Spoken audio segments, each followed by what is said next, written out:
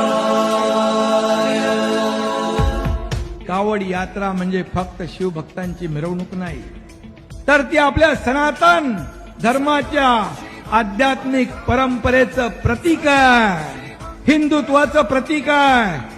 हा हिंदुत्वाचा जागर बघण्यासाठी त्याला हिम्मत लागते, धाडस लागते, त्याला मोठं मन लागतं, आणि म्हणून हा इथं आल्यानंतर हिंदुत्वाचा जागर पाहायला मिळाला। आणि म्हणून मी एवढंच सांगतो, चल पड़े है कांधे पे गंगा जल उठाए, चल पड़े है कांधे पे गंगा जल उठाए, भोले की भक्ति में सब कुछ भुलाए।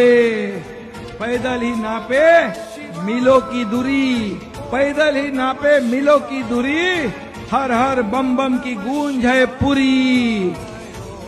या महाराष्ट्राची, या मराठवाड्याची, या हिंगोलीची, या आपल्या सर्वांची या ठिकाणी सर्व काळजी चिंता मिटू द्या।